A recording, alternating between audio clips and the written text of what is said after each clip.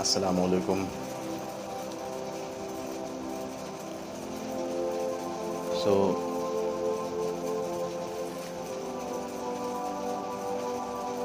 we discuss in today's topic evolution in principles teachings of Silsila Warsiya of Talim Warsiyat. So we have to know and we know that the evolution, because every person perform evolution before prayer. So what is the importance of evolution and what is the virtues and what is the importance of evolution in our daily life or in our prayer? So these are the topics. So today we have to discussing in this session. So firstly we have to be discussing, or we proceed in our topic in our session. Firstly we recite the Durood Sharif or Salawat on Prophet Muhammad, peace be upon him, and his household. Allahumma salli ala Muhammadin wa ala ali Muhammadin wa barik wa sallim. As-salatu wassalamu alayka ya Rasulullah sallallahu alayhi wa alihi wa sallam. So we proceed in our topic, principles teaching of Silsila Warsiya on ablution. So we know about the ablution because we perform daily. These are the prayer which we perform in our daily life, in our daily routine. Before every prayer we have to perform ablution. We go for ablution. So today's topic is based on ablution. So today's topic name is principal teachings of Silsila Warsiya of Talim Warsiyat on ablution. So we have to proceed. Firstly we recite Quran Majid because it is a guidance for all. A'udhu billahi minash shaitanir rajim. Bismillahir rahmanir rahim. Ya ayyuhallazina amanu iza kumtum ila salati fawsilu wajuhakum wa aydiyakum ilal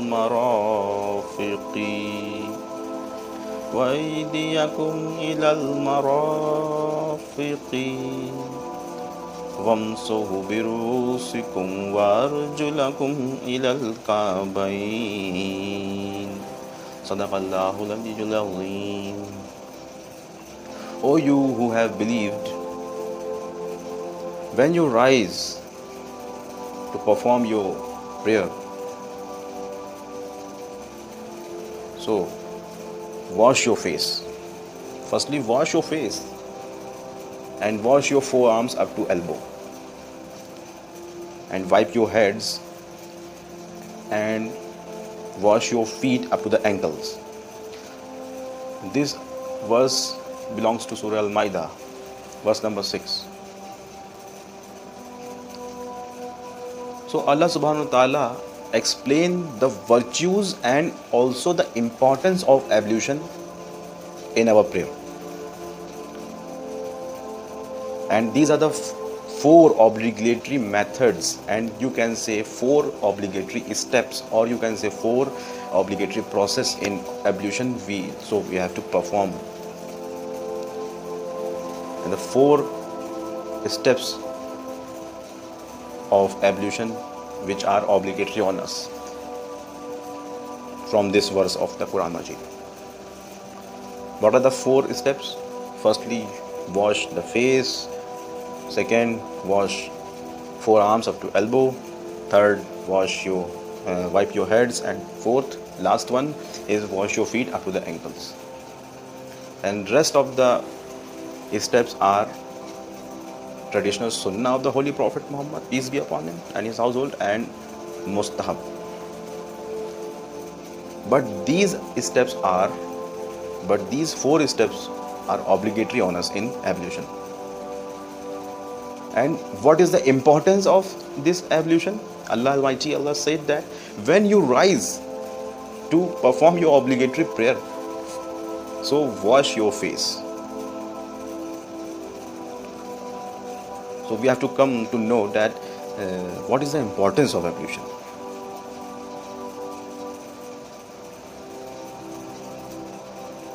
تو آج کا جو یہ topic ہے یہ وضو سے related ہے.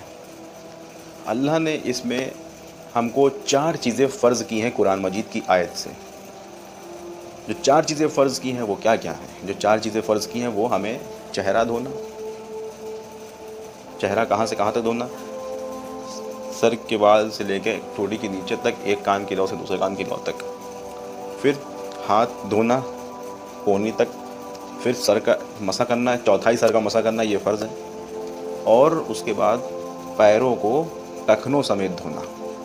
کونیوں کو، ہاتھوں کو کونیوں سمیت دھونا، اور ٹخنوں کو، پیروں کو ٹخنوں سمیت دھونا. یہ 4 چیزیں فرائض میں سے ہیں. اور جب یہ 4 چیزیں فرائض ہیں وضو میں، اور باقی جتنی بھی چیزیں، کلی کرنا، ناک میں پانی ڈالنا، بسم اللہ پڑھنا، دائیں طرف سے وضو کرنا، اور باقی جتنی بھی چیزیں ہیں، پورے سر کا مسح کرنا، ہر عضو کو 3 بار دھونا، یہ سب سنت مبارکہ ہے. یاد رہے گردن کا مسح کرنا مستحب ہے. تو اب یہاں پہ ہم کو اللہ سبحانہ وتعالیٰ نے کتنا مہتو بتایا وضو کا، کہ وضو کا کیا مہتو ہے. کہ جب تم نماز کے لیے کھڑے ہو تو سب سے پہلے اپنے چہرے کو دھو لو، اپنے کونیوں کو، اپنے ہاتھوں کو کونیوں سمیت دھو لو، اپنے سر کا مسح کر لو، اور اپنے پیروں کو ٹخنوں سمیت دھو لو.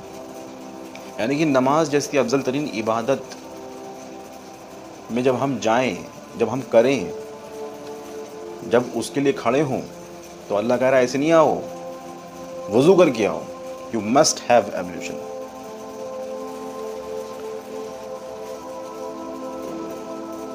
تو اب یہاں پتہ چلا کہ کتنی زیادہ اس کی وشیشتا ہے اور کیا کیا اس کا مہتو ہے، کہ ہمیں افضل ترین عبادت یعنی نماز جیسی عبادت میں ہم کو کہا جا رہا ہے کہ جب تم عبادت کے لیے کھڑے ہو تو وضو کرو. حدیث پاک میں اس کا مفہوم ملتا ہے. حضور پاک صلی اللہ علیہ وآلہ وسلم ارشاد فرماتے ہیں، مفتاح الجنت الصلاۃ ومفتاح الصلاۃ الوضوء. The key of the paradise is salat, prayer, and the key of the prayer is ablution. یعنی جنت کی کنجی نماز ہے، نماز کی کنجی وضو ہے. اب تو یہاں سے ہم کو ایک دم کلیئر ہو گیا، ایک دم پتہ چل گیا کہ جس طرح اللہ نے وہاں فرمایا قرآن میں کہ جب تم نماز پڑھنے کھڑے ہو تو سب سے پہلے اپنے چہرے کو دھو لو، اپنے ہاتھوں کو دھو لو، سر کا مسح کر لو، پیر کو دھو لو ٹخنوں سمیت، یعنی کہ وضو کر لو. یہاں اللہ کے رسول صلی اللہ علیہ وآلہ وسلم، اللہ کے محبوب نے فرما دیا کہ جنت کی کنجی تو نماز ہے، لیکن نماز کی کنجی وضو ہے.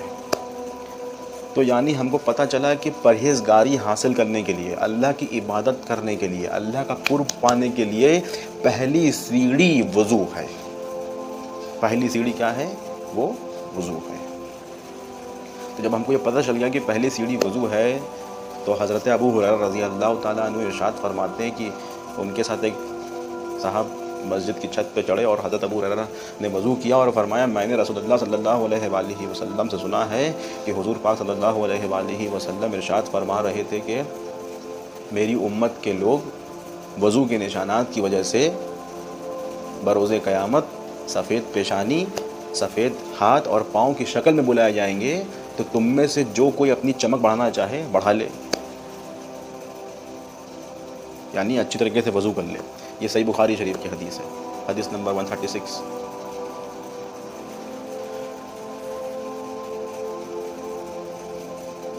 تو اب ہمیں یہ پتہ چلا کہ وضو کرنے سے ہمارے جو اعضائے وضو ہیں، جو باڈی پارٹس آف دا ایبلیوشن ہیں، یہ چمکدار ہوں گے قیامت کے دن.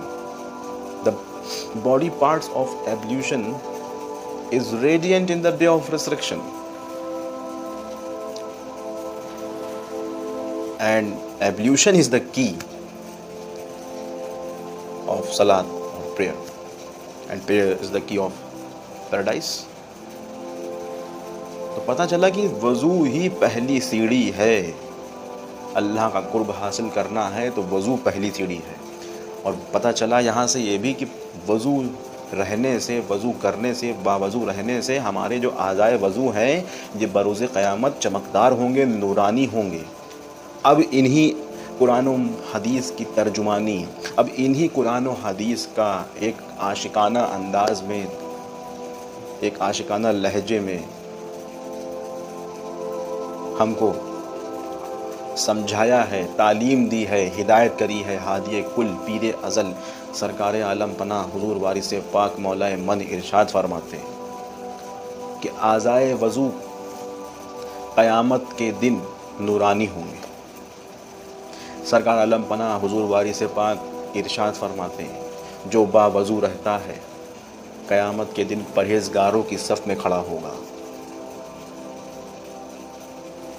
A person which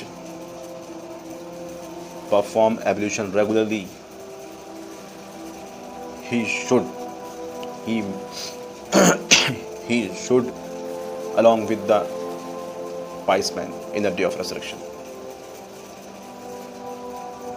تو اب یہاں پہ ہم کو پتہ چلا کہ سرکار عالم پناہ ہم کو با وضو دیکھنا چاہتے ہیں. سبحان اللہ.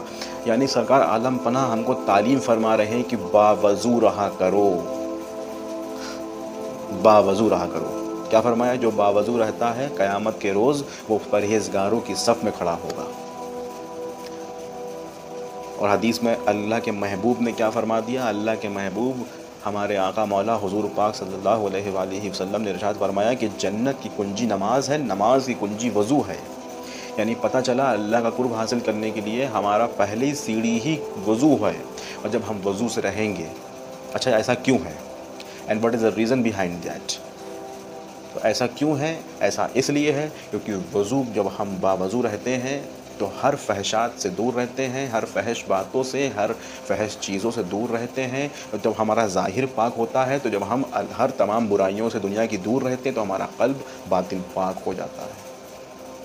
اور جب ہمارا قلب و باطن پاک ہو جاتا ہے تو پھر کیا ہوتا ہے؟ اللہ کے نور ہم کو گھیرے میں لے لیتا ہے، اللہ کا نور ہم کو اپنے احاطے میں لے لیتا ہے اور ہم پرہیزگار ہو جاتے ہیں دنیا میں بھی اور آخرت میں بھی. So for the person which perform ablution regularly, it may pious in this world and hereafter.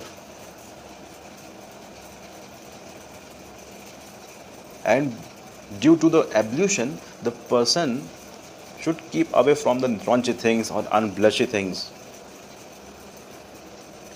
ہر فحشات سے دور ہو جاتا ہے جب انسان وضو سے رہتا ہے.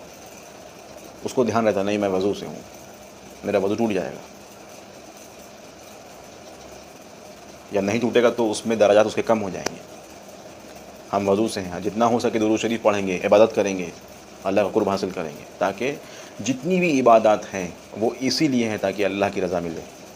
اور عبادات کی پہلی سیڑھی، عبادات کو کیپیبل ہم کب ہوں گے، ایلیجیبل ہم کب ہوں گے، اور یو کین سے ایلیجیبل ہم کب ہوں گے، عبادات کرنے کے لیے ایلیجیبل ہم تب ہوں گے جب ہم وضو سے ہوں گے. تو اب یہاں سے سرکار عالم پناہ اپنے چاہنے والوں کو، اپنے متوسلین کو یہ چاہتے ہیں کہ وہ باوضو رہیں، اور باوضو رہ کے سرکار عالم پناہ اپنے چاہنے والوں کو یہ فرما رہے ہیں کہ باوضو رہا کرو.